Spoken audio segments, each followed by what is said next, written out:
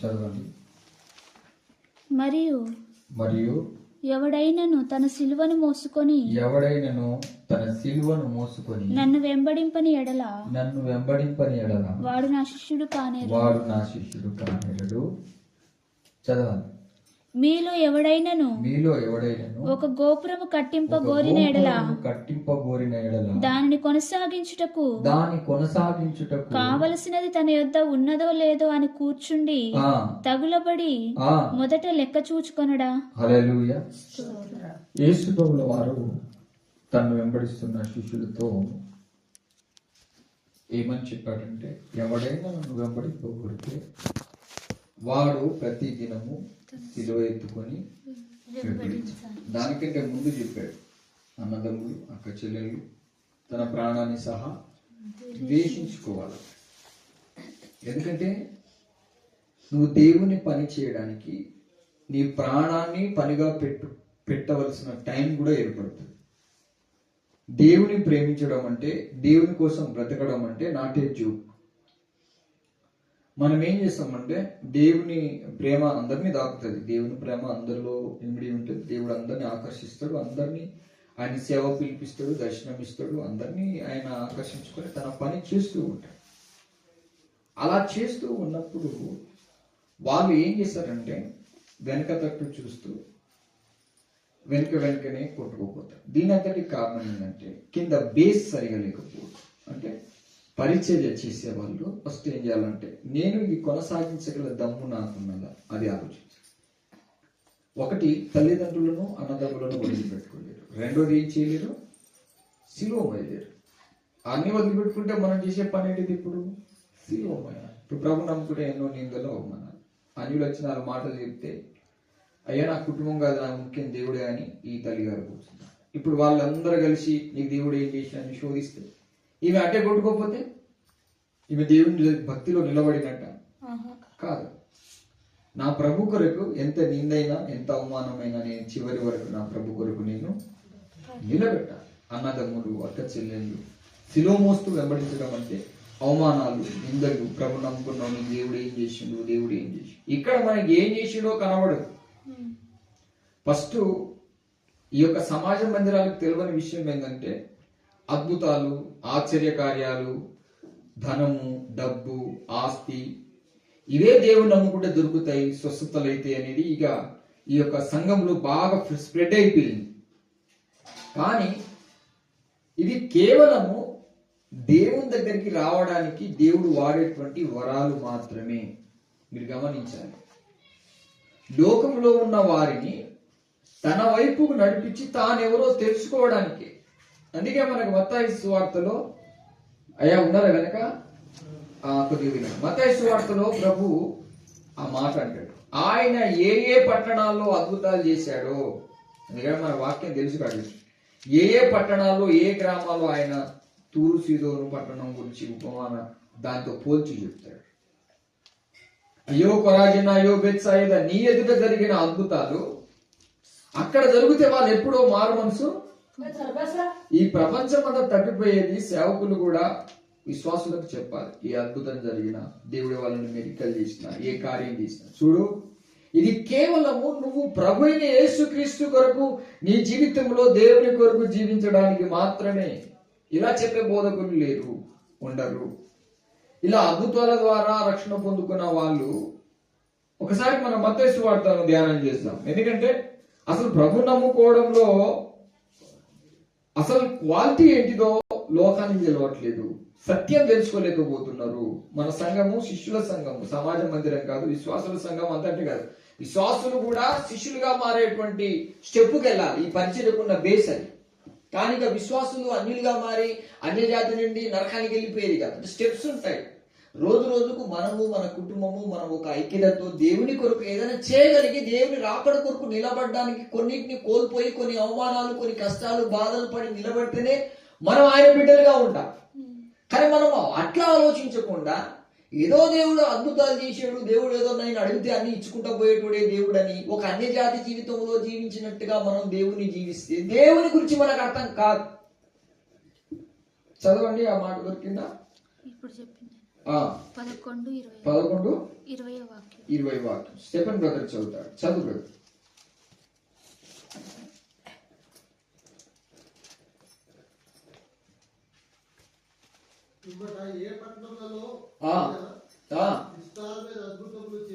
చూడు, యేసు ప్రభుల వారు చనిపోయిన వారిని లేపిండు.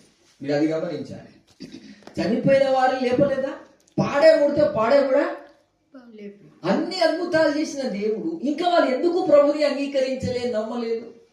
చాలా మందికి డౌట్. ఇప్పుడు మానకరణ భక్తులు, అయ్యా అందరు నీ సంఘాన్ని నిన్ను వదిలిపెట్టి వెళ్ళిపోతారు, నువ్వు ఎంత ఘోరమైన పాపాలు చేస్తే వాళ్ళు వెళ్ళిపోయినరు అనుకున్నాడ కలగంట. అది కాదు దాని మీనింగ్. అసలు విషయం ఏంటంటే, ఒక వ్యక్తి సంపూర్ణ రక్షణలోకి రావాలంటే వాళ్ళ కుటుంబం నుంచి వెళ్ళి, లోకం నుంచి వెళ్ళి, లాస్ట్కి తన ప్రాణాల మీద దయ్యాలు, నువ్వు చచ్చిపోతావు ఈ సేవలో ఉంటే, నీ ప్రాణమే వద్దని వేధిస్తా ఉంటాయి.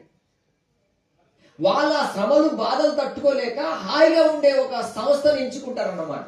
ఇప్పుడు ఒక అద్భుతాలు చేసే సంస్థ ఉన్నదనుకో, కల్వర్ టెంపుల్ లాంటిది, దాన్ని పట్టేస్తారు. అక్కడికి వెళ్ళి అబ్బా అన్నయ్య దగ్గర జరగని అద్భుతాలు అక్కడ అని సాటుగా ప్రార్థన చేయించుకొని, అది ఎంతసేపు ఉంటుంది ఆ స్వస్థత? గమనించండి, ఎంతసేపు ఉంటుంది నీకు ఆరోగ్యం? దేవుడు క్షణికమైన ఆరోగ్యాన్ని ఇచ్చి క్షణికంగా నీకు ఆదరించి నీకు నిలబెట్టాలని ఆయన ఉద్దేశం కాదు. నువ్వు నిత్యత్వంలో, నిత్య రాజ్యంలో, శాశ్వతమైన ఆయన రాజ్యంలో నువ్వు వెళ్ళాలనే కదా రక్తం కాచి ప్రాణం పెట్టింది. చెవులు గల వాళ్ళు విందురుగాక. నేను చెప్పేది నిజమే అంటారా? ఎందుకంటే ఆయన మన కొరకు ప్రాణం పెట్టింది పరలోక రాజ్యం ఇవ్వడానికి. ఈ లోకంలో మనకు కొన్ని కష్టాలు, బాధలు వస్తే అవి తట్టుకోలేక పారిపోవడానికి కాదు. ఈ లోక శ్రమలు ఎనదగినవి కావని లోకానికి వచ్చాడు. హల్లెలూయా. ఈ బాధలు, కష్టాల వైపు నువ్వు చూస్తే నీ పరలోకాన్ని కోల్పోతావు. అద్భుతాలు చూసి దేవుని నమ్ముకుంటే అద్భుతాలు పొందుకున్న వాళ్ళు ఎందుకు రక్షణ పొందలేదు? వాళ్ళు ఏమంటున్నారు అక్కడ? అయ్యో కొరాజిన, అయ్యో బెత్సాయిదా, నీ మధ్యలో చేయబడిన అద్భుతాలు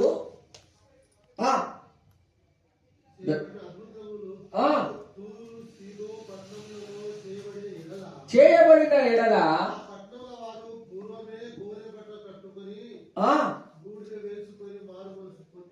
ఎడల ఏమడుగుతున్నాడు దేవుడు వాళ్ళకు? మారు మనసు. మారు మనసు. ఒక వ్యక్తి అద్భుతం కాదు మార్చేది, గుర్తుపెట్టుకోండి. ఏం మారాలంటే మనసు మారాలి. ఒక వ్యక్తి అద్భుతాలు చేయగానే ఆ వ్యక్తి మీ దైవజనుడు ప్రార్థన చేస్తే హీల్ అయిపోతుంది, అవుతుంది. కానీ ఖచ్చితంగా 100% ఎప్పుడు నీకు ఏ శోధన రాకుండా నువ్వు భూమి మీద శాశ్వత కాలం ఉంటావు అన్నట్టుగా ఉండదు. కొన్నిసార్లు అవుతుంది, కొన్నిసార్లు కాకపోవచ్చు.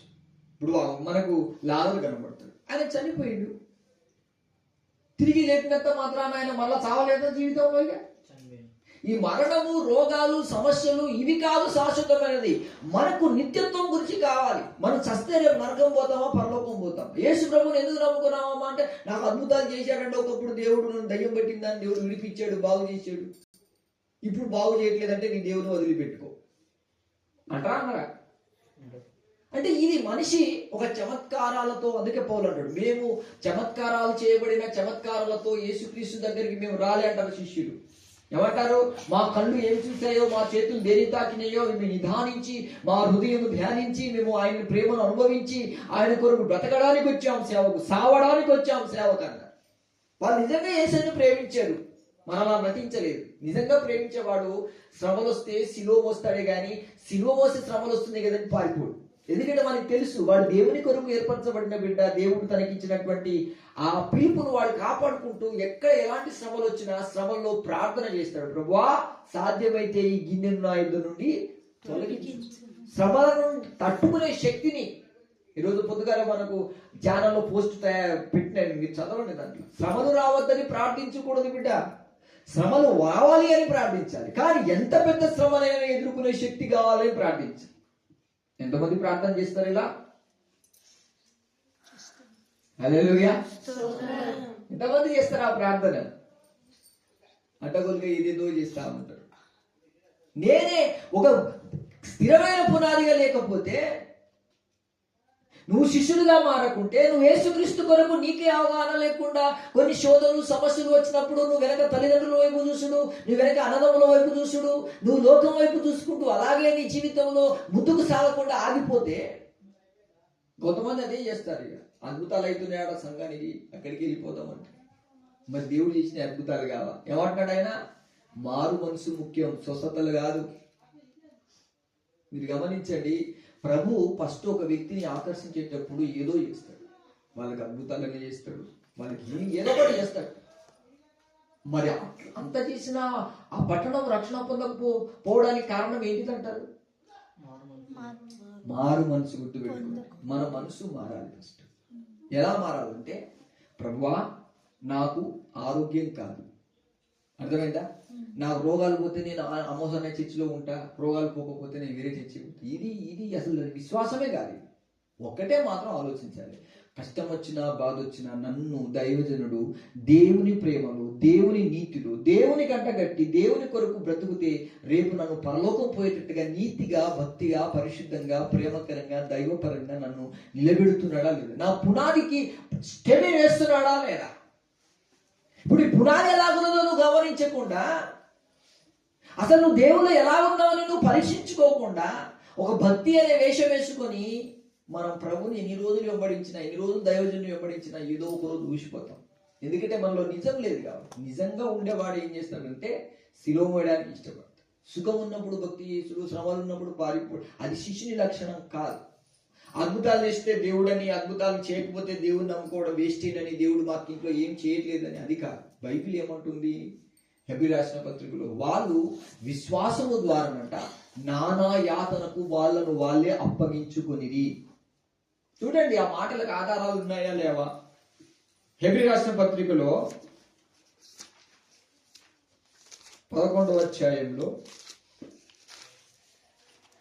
ఎందుకంటే మనం వాక్యం చదివినప్పుడు అది ఎలా ఉందా లేదా అని చెక్ చేసుకోవాలి. చెక్ చేస్తే మనకు కూడా 35వ వచనం, స్త్రీలు మృతులైన తమ వారిని పునరుత్థానం వలన మరలా పొందిరి. అంటే వాళ్ళు మరణ సంబంధమైన, లోక సంబంధమైనటువంటి, ఈ లోక సంబంధమైన యాతనలు, బాధలు అనుభవించి వాళ్ళని మేము కోల్పోయినామనే వేదనతో ఉన్న పునరుద్ధానుడైన దేవుని శక్తి ద్వారా వారి ఆత్మలను లేపి పరలోక రాజ్యం ఎలా చేర్చుకున్నాడో, వాళ్ళ దర్శనం ద్వారా దేవుని పరలోక రాజ్యంలో వారు ఉన్నది చూసి సంతోషం. కొంతమంది సేవకులు ఇప్పటికీ అంటారు, ఎంతో మంది వాళ్ళని కోల్పోయినప్పుడు, దేవా నేను వీళ్ళని కోల్పోయానా, వీళ్ళు నిజంగానే నీ సేవ చేస్తే నేను కోల్పోయాను. ఎందుకంటే చాలా మంది డౌట్ ఇస్తారు మనకి బాగా. నువ్వు సేవకు పోతే మీ అమ్మ జరిగిపోయింది, నువ్వు సేవకు పోతే మీ నాన్న జరిగిపోయాడు, నువ్వు సేవకు పోవడం వల్ల నీ ఫ్యామిలీ మొత్తం సఫర్ అయిపోయింది, ఏం సేవ నీది, కుటుంబాన్ని, ఇల్లుని, నీ జీవితాన్ని, ఈ రోజు వరకు నీ బతుకులో ఏ శాంతి లేదు, అసలు నీ జీవితం ఏంటిదని ఎవరైనా శోధించారనుకో, మనం ఏం చేస్తాము? మన విశ్వాస నావను ఓడబద్దలైపోయేటువంటి హిమోను వల్ల తయారవుతాం మనం. ఓడబద్దలంటే హృదయం అనేది బద్దలైపోతుంది. విశ్వాసం కలిగిన వాడు సియోను కొండ వలె స్థిరంగా ఉంటాడు. శ్రమలు వచ్చిన కాడే వచ్చి నిలబడతాడు. శ్రమలు శోధనలకు భయపడి, శోధన వస్తని, శోధన ఉండే కాడికి నేను రాను, శోధన లేని కాడికి నేను వస్తాను అంటానంటే అది అసలు భక్తే కాదు. శ్రమలు ఎక్కడుంటాయో, శోధనలు ఎక్కడుంటాయో అక్కడ నిలబడిన వాడే నిజమైన శిష్యుడు. వాడు ప్రభు కొరకే ఎదురు చూస్తాడు. వాడి విశ్వాసం, నేను ఈ శ్రమలు శోధన కూడా వెళ్తే కుటుంబమా, జీవితం అది కోల్పోయినా తిరిగి దేవుడు లేపుతాడని వాడు ఏమంటున్నాడు? స్త్రీలట కొంతమంది పునరుద్ధానం వల్ల వాళ్ళని పొందారంట, కొందరైతే మరి శ్రేష్టమైన పునరుత్థానము పొందగోరి విడుదల పొందనొల్లక యాతన పెట్టబడి. ఇప్పుడు బాగా యాతనలు, నువ్వు నేను యేసుక్రీస్తు సేవకు వచ్చినా, పరిచయకు వచ్చినా, నువ్వు ఎప్పుడు ఎవరో ఒకరు వేధించి, శోధించి, వేధిస్తూ ఉంటే, నువ్వు దేవునిలో నాకు నానా యాతనైనా మంచిదే ప్రభువా, నీ పని నేను చేయాలి, నీ విశ్వాసం నాకుంది, నీ మీద నువ్వు నన్ను కాపాడుతావు, నన్ను పరలోక రాజ్యం చేస్తావు అనే ఆలోచనతోటి, విశ్వాసంతో దేవుని దగ్గర పెనుగులాడే వాళ్ళు ఉన్నారా? ఒకసారి ఆలోచించండి. ఏందయ్యా నా ఇంట్లో ఈ యాతన, ఏంటిదయ్యా నేను సేవకు వచ్చిన కాంచే నాకు ఇదే వేదన, ఇదే బాధ. వాళ్ళకు విశ్వాసం ఉంది, నేను ఎన్ని బాధలు పడ్డా నా ప్రభువైన యేసుక్రీస్తు కొరకు. ఫస్ట్ మనలో నిజం ఉండాలి. నేను నిజంగా నువ్వు యేసుని ప్రేమిస్తున్నావా? నీ మనసాక్షిని, అంతరంగాన్ని చూడు. అందుకే దైవజనుడు కూడా, నన్ను కూడా నీవు లెక్క చేయ, దైవజనుడు ప్రేమించుకుంటే మనం ఎదగలేము, అది మనకు తెలుసు. ఎందుకంటే మొత్తం అంతా దైవ సేవకులు కూడా ఎంతో ప్రార్థన, వాళ్ళ అభిమానం, వాళ్ళ ప్రార్థన మనకు అవసరం. వాళ్ళు పరిపూర్ణంగా ఉండేవాళ్ళు కాబట్టి దేవుని దగ్గర తీసుకెళ్ళేది వాళ్ళే, ద్వేషించమని కాదు. కానీ సేవకులతోనే మనం సేవ చేయాలి, సేవకులు బలపరిస్తే సేవ చేయాలి, అది అట్లా ఉండదు. దేవుని మీద విశ్వాసం వస్తే ఏ సేవకుడిని పట్టించుకోని అవసరం లేదు. ఏ ఆత్మీయులు లేదు. నీ విశ్వాసం అనేది అంతకంతకు దేవుని మీద పెనుగులాడినప్పుడు వాక్యం అనేది నీలో స్థిరమైపోతుంది. నిజమే, నా ప్రభు చెప్పాడు, అన్ని వదిలిపెట్టుకొని లోకం అన్ని వదిలిపెట్టుకొని వచ్చినప్పుడు నువ్వు ఎవరి కోసం బ్రతకాలంటే క్రీస్తు కొరకు, క్రీస్తు ఆయన కొరకు నువ్వు జీవించాలి. అప్పుడే నీకు నిండు ఆశీర్వాదం. అప్పటి వరకు మన మధ్యలో ఏముంటది? ఫ్యామిలీ ఉంటది, మన స్వార్థం ఉంటది. అందుకే అన్నాడు, తన ప్రాణాన్ని సహా ద్వేషించకుంటే. కొన్ని జాగాలో కొన్నిసార్లు మనం కోల్పోతాం, కొన్నిసార్లు మరలా వాళ్ళని అంటగట్టుకుంటాం, మరలా కోల్పోతాం, మరలా అంటగట్టుకుంటాం. అది ఎక్కడ వరకు అయిపోతుంటే ప్రాణాన్ని సహా ద్వేషించకుంటే నా శిష్యుడు కాదని కాడికి వస్తుంది. అయితే మరి ఆ ప్రాణాన్ని సహా ద్వేషించేంత శక్తి నీకు రావాలి. నీకు అంతగా నేను ఎలా తయారుగా అవుతానంటే ప్రభు నందు విశ్వాసం ద్వారా. మొన్నటి రోజున కూడా దేవుడు మనతో మాట్లాడేది ఏమని? ఇజ్రాయేలు ప్రజలు దేవుణ్ణి వెంటాడారంట, కానీ వాళ్ళు ఎలా వెంటాడిందట? క్రియాపూర్వకముగా వెంటాడిండ్రు, కానీ వారికి దేవుడు కనబడలేదు. ఎవరేం చేస్తున్నారు, ఎవరేం మాట్లాడుతున్నారు, ఎవరేం ప్లానింగ్ చేస్తున్నారు, అది కాదు నీ పని. నాలో ప్రభు ఉన్నాడు, నేను పరిశుద్ధాత్మ శక్తి చేత నింపబడతాను. ఈ పరిచర్యను ఎంతమంది వదిలి వెళ్ళిపోయినా నేను నిలబడి చివరి వరకు ఈ పరిచర్యలో నా యేసే నిజరక్షకుడు ఆయన సియోను కొండవలి స్థిరంగా నిలబెడతాడని ఒక ధైర్యంగా, ఒక బలమైన కోటగా నువ్వు సహవాసములు సంఘములు నిలబడినప్పుడే నిన్ను చూసిన దయ్యాలు, దురాత్మలు, చీకటి శక్తులు పారిపోతాయి. క్షణికమైన వేదనలే. ఆ వేదనకు భయపడటము ఒక నీచత్వం, కానీ అలాగని దూషణలు, హేళనలు, ద్వేషము, కోపంతో రగిలిపోవడం కాదు. అది దాన్ని సేవ అన్నారు. ఎన్ని చేసినా ప్రేమతో దేవుని కొరకు నువ్వు జీవించి చూపించినప్పుడే ఆ యొక్క పునాది అనేది స్థిరంగా నిలబడుతుంది. హల్లెలూయా. అర్థమైందా? చదవాలి. ఎందుకని ఏమంటాడు? ఆ నానా యాతనలు వారు యాతన పెట్టబడి మరికొందరు తిరస్కారములను, కొరడా దెబ్బలను. చూడండి, ఎవరు ఇలాంటి విశ్వాసాన్ని ఎక్కడ కోల్పోయారు? విశ్వాసులు, సేవకులు కోల్పోతున్నారు, విశ్వాసులు. అప్పుడు యేసు ప్రభు కోసం బ్రతికాలంటే శ్రమలే శరణం అనేవాళ్ళు. ఇప్పుడు సుఖంగా ఉంటేనే నీతో సేవ చేస్తా, నాకైనా బాధ కలిగింది అనుకో నేను వెళ్ళిపోతా, ఇక నా వల్లగా తూ ఇదర్ జాओ हम उधर जाएंगे. అందుకే ప్రభు ముందే చెప్పాడు, నన్ను వెంబడించాలన్నా, నాతో నువ్వు ముందుకు రావాలన్నా ఫస్ట్ గుర్తు పెట్టుకో, ప్రతి క్షణము వేదన, ఆవేదనలు, శ్రమలు. అయితే నీవు ప్రభునందు విశ్వాసం ఉంచినట్లయితే దేనికి భయపడవు. అనుమానం ఒక మనిషిలో ఎప్పుడు క్రియేట్ అయ్యి, నేను ఏదో నన్ను ఎవరైనా చూడాలి, ఏదైనా చేయాలి, నా కుటుంబం మంచిగా ఉండాలి, నేను మంచిగా ఉండాలని ఎప్పుడైతే అలాంటి థాటింగ్ వస్తుందో అప్పుడు దయ్యాలిగా నీతోనే ఆడుకుంటాడు, ఖచ్చితంగా తీసుకెళ్తాయి. చదవాలి. అందుకని లూకా సువార్త చదవండి. అందుకని ఏమంటున్నాడు అక్కడ? అన్నదమ్ములైనను, అక్క చెల్లెలైనను. 20 వచనం చదవాలి.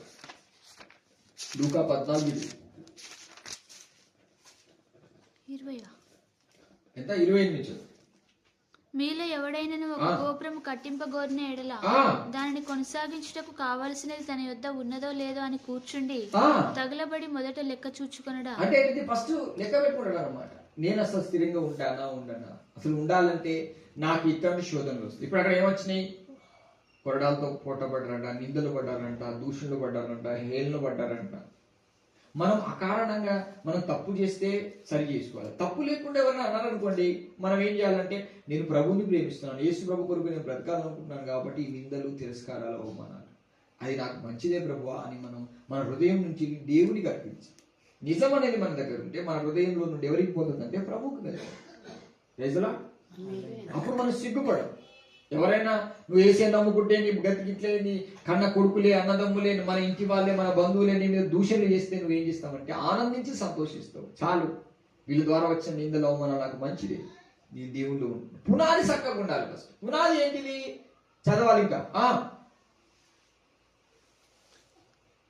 ఒక చూచుకొని ఎడల అతడు దాని పునాది వేసి ఒకవేళ దాన్ని కొనసాగింపలేకపోయినందున చూచు వారందరూ ఈ మనుషుడు కట్ట మొదలు పెట్టెను గాని కొనసాగింపలేకపోయినని. ఇప్పుడు మనం ఎక్కడ దాకా వస్తాం? ముగ్గు పోసేదాకా. కొంతమంది ఇల్లు కట్టేది ఎట్లమ్మా? కింద పుట్టింగ్ తోవే కాడ ఓ 2-4 పిల్లలు వేసే కాడ. ఇల్లు అంటే ఎక్కడి వరకు వెళ్ళాలి? అది 4 గోడల వరకు ఇల్లు అయిపోయినట్టేనా?